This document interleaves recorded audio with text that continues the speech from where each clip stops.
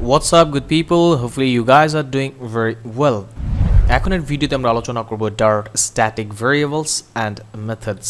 Okay? অর্থাৎ section 9 এর একদম লাস্ট ভিডিওতে আমরা চলে আসছি যেখানে আমরা একটা লাইভ কোডিং এর মাধ্যমে স্ট্যাটিক ভেরিয়েবল এবং মেথডগুলোকে কিভাবে ইমপ্লিমেন্ট করা যায়, বেসিক ডিফারেন্সগুলো কেমন এই ব্যাপার নিয়ে বিস্তার আলোচনা করব. So without further ado, let's get it started.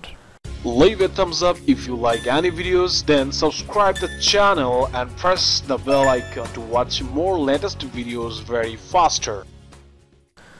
VS Code আমাদের অবজেক্টিভ হচ্ছে Dart static variables এবং methods নিয়ে আলোচনা করা. ওকে, তো একটা লাইভ এক্সাম্পলের মাধ্যমে আমরা দেখব বলেছিলাম সাধারণত স্ট্যাটিক ভ্যারিয়েবলস এবং মেথড এর এক্সাম্পল হিসেবে পাইকে ধরা হয় mostly for the sake of simplicity, এবং সার্কেল হচ্ছে একটা ক্লাস ধরা হয়. তো আমরা সেভাবেই একটা সিম্পল ক্লাস এবং কিছু ফাংশন এবং কিছু ভ্যারিয়েবলের মাধ্যমে এক্সাম্পল দেখব. ওকে, তো প্রথমে আমি একটা ক্লাস তৈরি করতেছি যেটার মধ্যে কিছু ইনস্ট্যান্স ভ্যারিয়েবল এবং ইনস্ট্যান্স মেথডস থাকবে. ওকে, সো লেটস গো.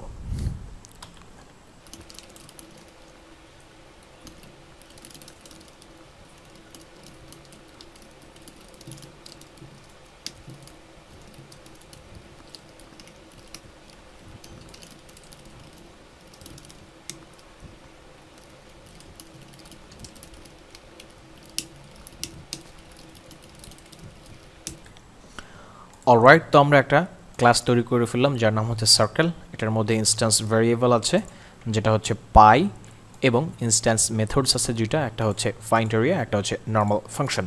ওকে, তো প্রিভিয়াস এক্সপিরিয়েন্স থেকে আমরা জানি এই ইনস্ট্যান্স মেম্বারগুলোকে ব্যবহার করার ক্ষেত্রে আমাদেরকে একটা অবজেক্ট ডিক্লেয়ার করতে হবে সার্কেল ক্লাসের. So let's go.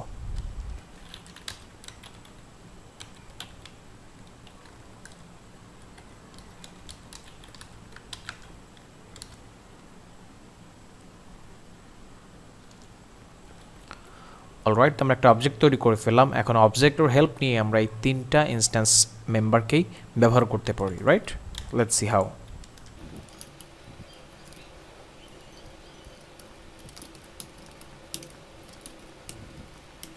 পারফেক্ট, আমরা পাইটাকে আসলে শো করাচ্ছি অ্যান্ড দেন ফাইন্ড এরিয়া ফাংশনটাকে কল করেছি এবং নর্মাল ফাংশনটাকেও কল করেছি অবজেক্টের হেল্প নিয়ে, অর্থাৎ সার্কেল অন ডট ব্যবহার করে.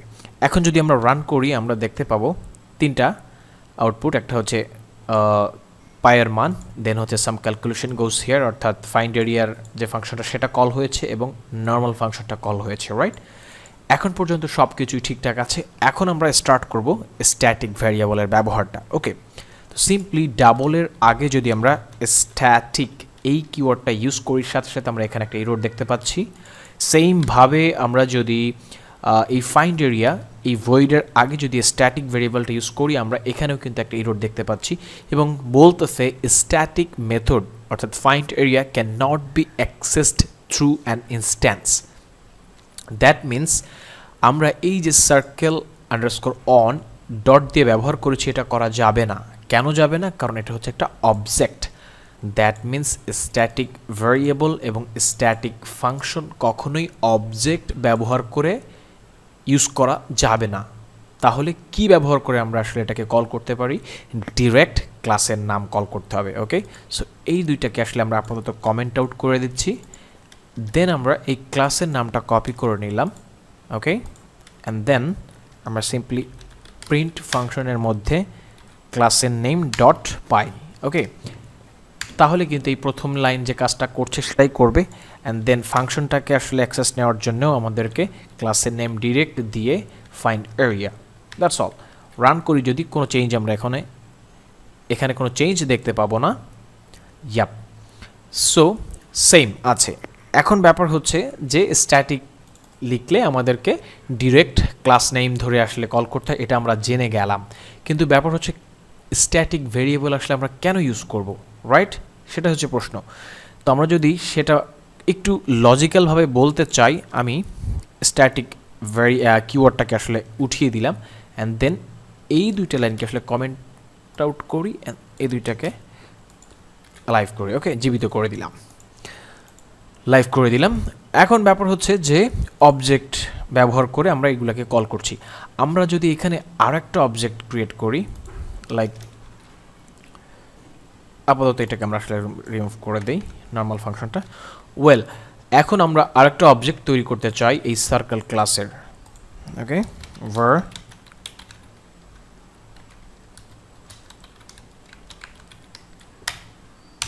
ওকে, আমরা আরেকটা অবজেক্ট তৈরি করে ফেললাম এবং এই অবজেক্টের সহযোগিতা নিয়ে যদি আমরা পায়ের মান শো করতে চাই এবং রান করি, আমরা কিন্তু এখানে পায়ের মানটা যেহেতু নর্মাল ফাংশনটাকে আসলে মুছে দিয়েছি, দ্যাটস ওয়াই প্রথমে পায়ের মান, দেন হচ্ছে এই ফাইন্ড এরিয়া এটা প্রিন্ট করলো, অ্যান্ড দেন এই সার্কেল 2.py অর্থাৎ এই পাইটা। বিষয় হচ্ছে কম্পাইলার কিন্তু এখানে দুইবার মেমোরিতে জায়গা নিচ্ছে। 3.4 বাইটস নিল এখানে, অ্যান্ড দেন সেকেন্ড অবজেক্ট যখন কল করলাম তখন আবার 4 বাইটস নিল। এভাবে যদি আমি 3, 4, 5 এভাবে যদি যত অবজেক্ট তৈরি করতে থাকবো তত বেশি স্পেস নিতে থাকবে কম্পাইলার আমার মেমোরি থেকে। বাট নোটিসেবল ফ্যাক্ট হচ্ছে পায়ের মান কিন্তু কনস্ট্যান্ট, এটা কখনোই চেঞ্জ হবে না। তাহলে কেন একটা ভেরিয়েবলের জন্য আমি এতবার মেমোরি থেকে ডিফারেন্টভাবে স্পেস দিব? It's not a good practice.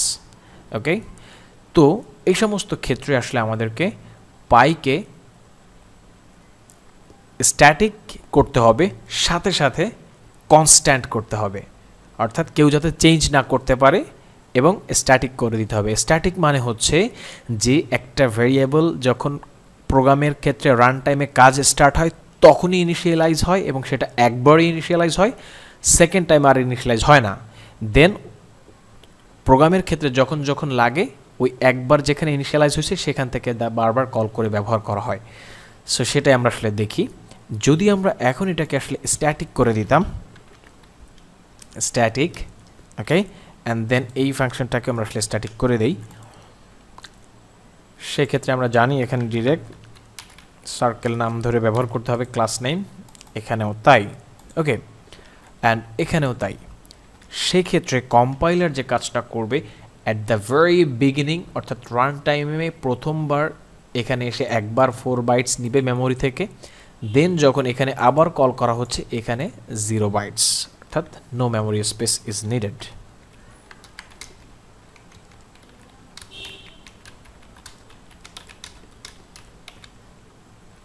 Okay, that's all. এখন বিষয় হচ্ছে যে ওয়েল, এখন আমরা এই যে প্রিন্ট করতেছি, রাইট, এখানে আমরা ডিরেক্ট ক্লাস নেম ধরে প্রিন্ট করতেছি, সো আমার এই অবজেক্টটা লাগছে না এখানে, এটাকে আমরা আসলে কমেন্ট আউট করে দিলাম, এবং এখানেও আসলে আপাতত এই অবজেক্টটাকে আমার লাগছে না, রাইট, কমেন্ট আউট করে দিলাম, পারফেক্ট।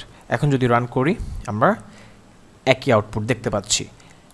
তো এই circle.py এর আগে যদি আমি সামহাউ কোনো ডেভেলপার ভুল করে মানটাকে আপডেট করে বসে লাইক 5.14 অ্যান্ড দেন যদি আমরা রান করি তাহলে কিন্তু এইখানে আপডেট হয়ে যাবে, অর্থাৎ circle.py আপডেট হয়ে 5.14 রান করবে। দেখি আমরা তাই হয় কি না।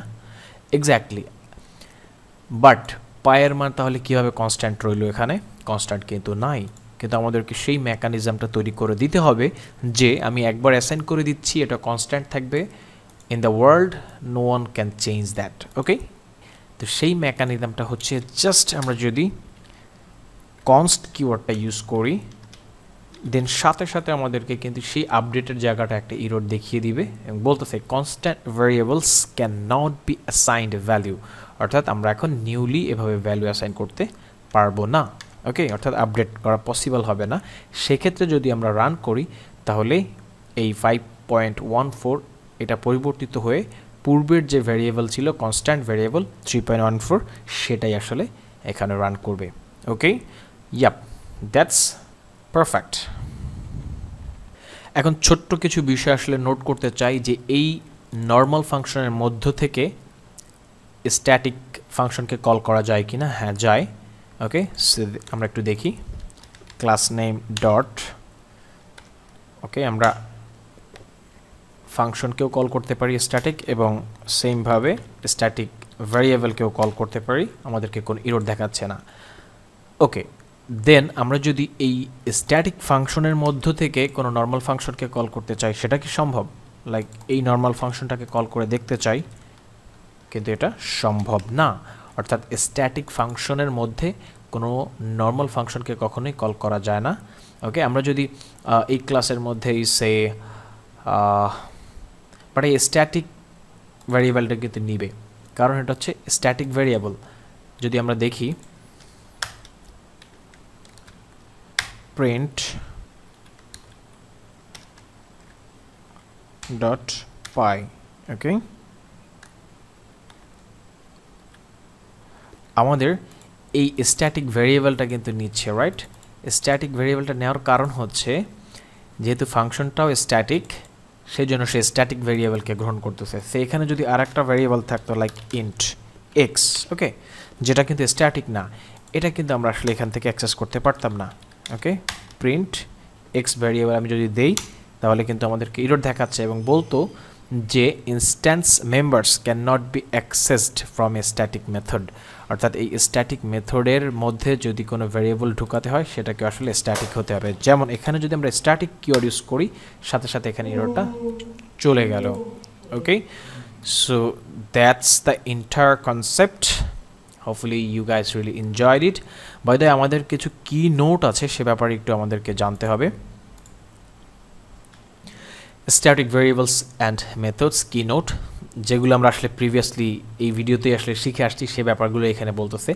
Static variable of any class can not be assigned through the object, যা আমি বারবার দেখিয়েছি। Must be called by directly class name. Exactly, the main advantage of a static member is it consumes memory for on time and use everywhere. Okay, static variables and methods are also known as class variables অথবা class methods, কারণ directly ক্লাসের নাম ধরে ডাকা হয় অবজেক্টের পরিবর্তে।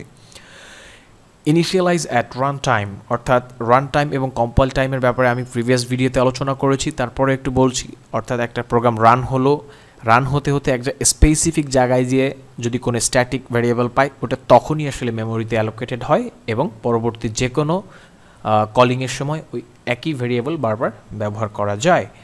Can not use this keyword within a static method, অর্থাৎ স্ট্যাটিক মেথডের মধ্যে দিস কিওয়ার্ড ইউজ করে আপনি ওই ক্লাসের কোনো নর্মাল ভ্যারিয়েবলকে ইনক্লুড করতে পারবেন না।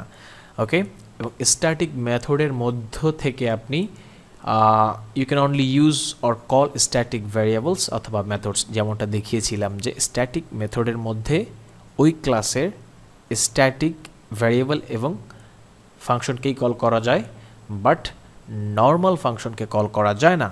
বাট কোনো ক্লাসের নর্মাল ফাংশনের মধ্য থেকে স্ট্যাটিক ফাংশন অথবা স্ট্যাটিক ভ্যারিয়েবলকে অ্যাক্সেস নেওয়া যায়। ওকে, so that's all for now. Thanks for watching. Stay with me. Have a good day. Bye bye.